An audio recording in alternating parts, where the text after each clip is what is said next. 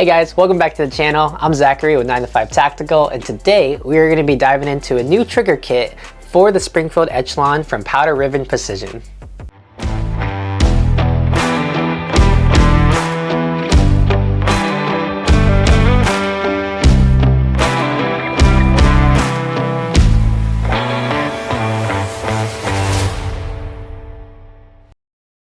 Before we begin the video, I want to do a quick shout out to our channel sponsor, Aura.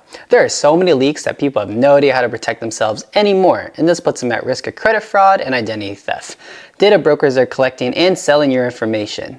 Aura offers data monitoring that will notify you quickly if it detects any of your personal information has been compromised and will help you resolve any potential fraud threats. Plus, their app can encrypt your Wi-Fi connection and protect your home and computer from malware.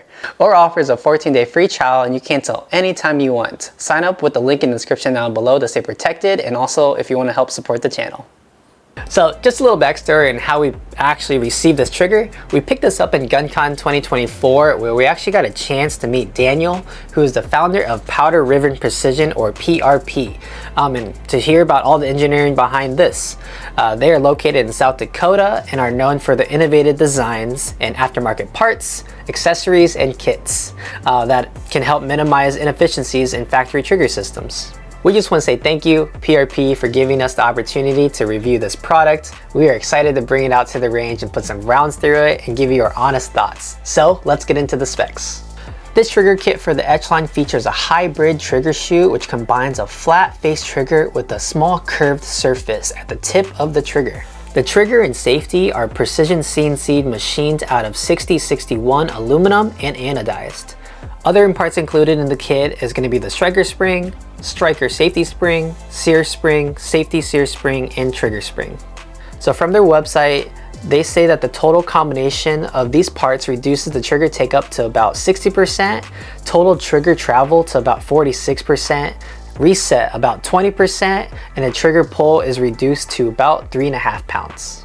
Other color options on their website for the trigger safeties are black, blue, and red, which we have here today, and they are all made in the USA.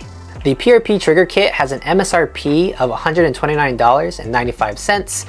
They also offer just the trigger with an MSRP of $98.85. So first things first, let's talk about what this trigger kit is supposed to do. PRP claims it's supposed to reduce pre-travel, give you a cleaner brake, and improve the reset, all while maintaining reliability and safety. That does sound really good on paper, but how does it really feel? We are going to be comparing this new PRP trigger with the stock Echelon trigger and show the differences and talk about how they both perform.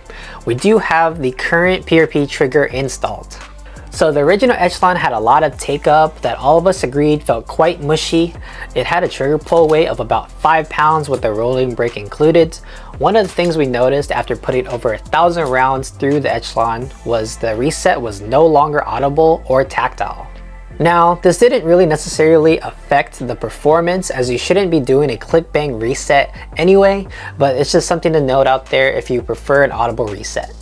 Now, upon installing the PRP trigger in the spring set, it made the audible reset that much worse. You can't really hear it the majority of the time when shooting, but the trigger brake seems to have changed to a nice clean brake. So let's get into our first shots and first impressions out on the range. All right, so this is the new PRP trigger that we got for the Echelon. This is my first shots with it. Let's see how it goes. Whoa, that's such a short take up. That's awesome. I can't find the reset. What was that? I know, I'm trying to find the reset. So right now, I feel like I have to take my finger all the way off the trigger for it to reset, which is interesting. I feel like I'm gonna get trigger freeze a lot. Oh man, we'll find this out.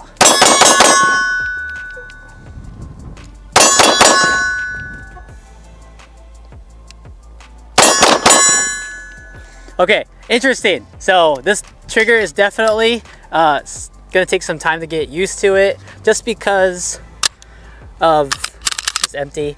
Just because of the reset for myself. I was getting horrible trigger freeze just shooting that, by the way.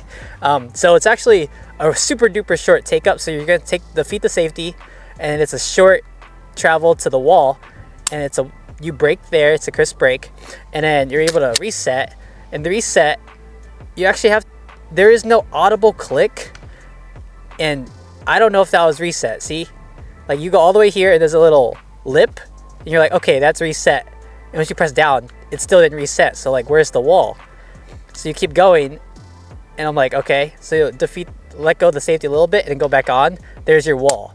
So like, there's no definitive reset that pushes your finger a little bit off, so there's no spring. And that's what actually was messing with me, is that like every time I shot the gun I couldn't figure out where this reset was, so I had to take my finger off a little bit and back on the trigger again to break the shot off. So it's a little bit of a learning curve for me, but I feel like the short take up really makes a difference on this new trigger. All right, first rounds with the PRP trigger, the Powder River Precision trigger for the Springfield Echelon. See how we do.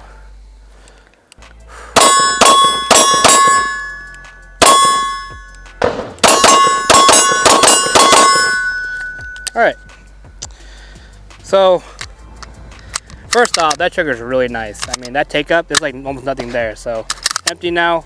You're trying to press it, your finger goes right on the trigger, defeats that safety, and you're already at the wall. There's really, you can see right there's barely any take up. And as soon as you get there, a little more pressure, done.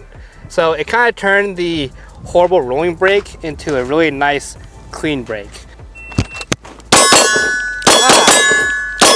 There it is. All right. Isn't it so hard? That reset is tough to get used to, guys. Oh my goodness. Like mid running it, I practically had to take my finger completely off the trigger to get it to reset. Now, I don't know, because when you put the trigger in here, there's 3 different springs. I wonder if going back to the stock spring would be any better for that reset at all, for that trigger pin one, I believe what it's called.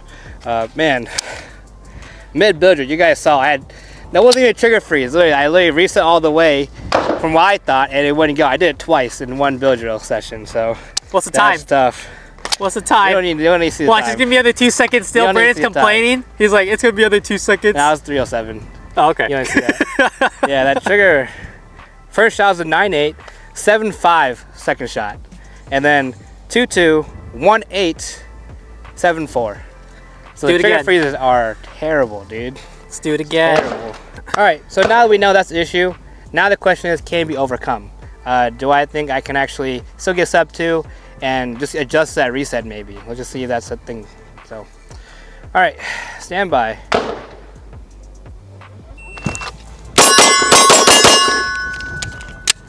Okay, so that one trigger freeze a little bit, but I think I figured it out the last 4 shots. 207.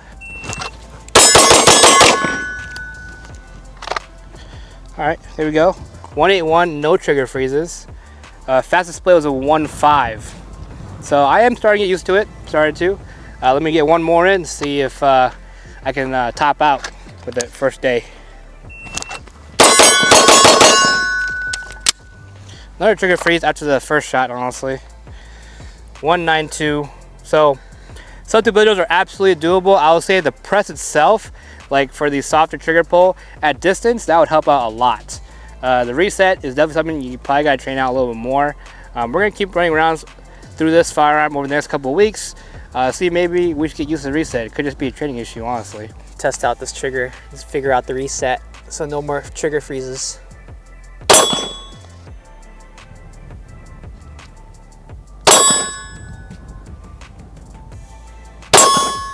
No one can hear those resets at all. So I have to go almost off the trigger, almost all the way, so the safety comes up, and then I have to go back on the trigger itself. So like, it forces, so I think it forces my finger off the trigger just to reset the gun. So I don't know if that might be an issue for a couple people that like their strokes a little bit shorter, but I think it's crisp and I'm getting used to it. So there's that for ya.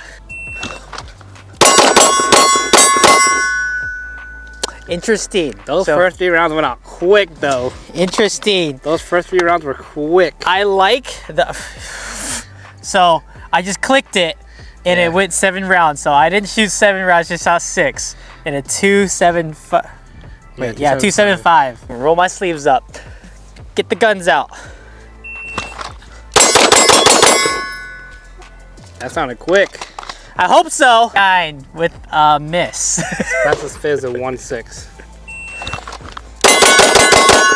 Clean. That was quick. That was quick. A 202. Ah. I like the trigger. So my first shots compared to what it is now after running it for a little bit, I do like the trigger. It is a very clean break, and I do appreciate that in a short travel to the wall. As you can see, build drills are almost doable for myself. I just need a little bit more training on that. But no, so far I like the trigger. I thought I had a little bit of an issue with defeating the safety on the bladed safety trigger, but it's not too bad for me. Now, let's talk about the stock trigger. The stock trigger is functional and works as expected, but it's not exactly what I call crisp. There is a noticeable pre-travel and a bit of mushiness at the wall. So we've put about 1,500 rounds through the stock trigger and it is well broken in at this point. So the more we've shot the Echelon, the more this trigger has gotten lighter and the reset isn't as tactile as it used to be. Now, here's the PRP trigger. It is unloaded for all you nerds out there. The first thing I noticed was how much lighter and smoother the pull was, and the wall is way more defined. The break is cleaner, and the reset is significantly shorter, which is fantastic for follow-up shots. So I just want to do a quick shout out to Brandon for being an awesome gunsmith.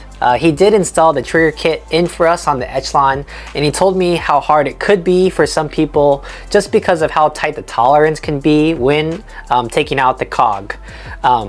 Just pieces started falling everywhere, he said, and pins and gears. So thank you, Brandon, for installing the trigger kit, and even if it did take you a couple days, thank you so much. So after running this out in the range, I gotta say, PRP really delivered on their promises. The reduced pre-travel makes it way more responsive, and that crisp break gives you a lot of confidence in your shots, especially at long distances.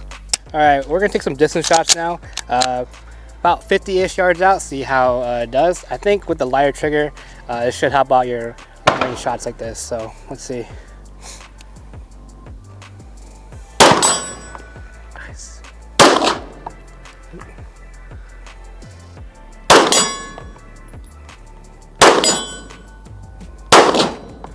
That was actually hit too, you hear that? Yeah. That makes it way easier, honestly. Huge improvement from the stock Echelon trigger, in my opinion. That's really nice. Now let's talk about the reset. To be honest, the reset isn't what I was expecting. It's not as tactile and as audible as other triggers we've shot in the past, but this is more of letting go of the trigger until you think you're at the reset and then pulling the next shot off. But to be honest, it could be a training caveat to get used to, but that's just something we noticed when installing this trigger. It does have a quick reset, which makes a huge difference when you're running fast drills or shooting for speed. And of course, an upgrade like this has to be very reliable, and safety is non-negotiable. So we ran many drills to test the trigger under stress, and spoiler alert, there weren't any hiccups. The Echelon ran flawlessly with the PRP trigger installed, no light primer strikes or anything. For my final thoughts, I think the PRP trigger is a solid upgrade. If you're looking to take that shooting experience to the next level, it is not just about feeling better, but it's about shooting better.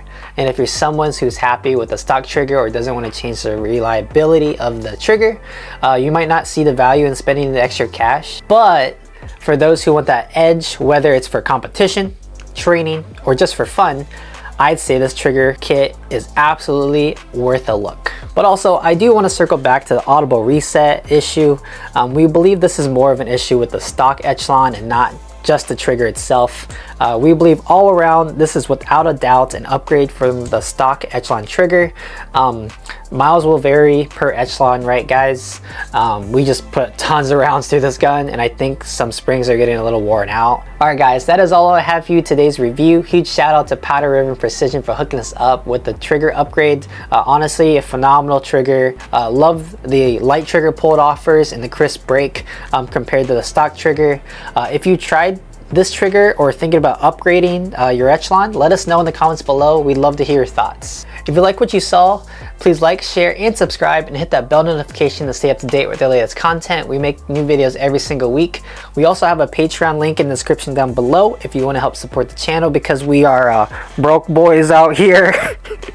And also, please go out to the range to get good so you can stay good, and we'll see you in the next one. Bye.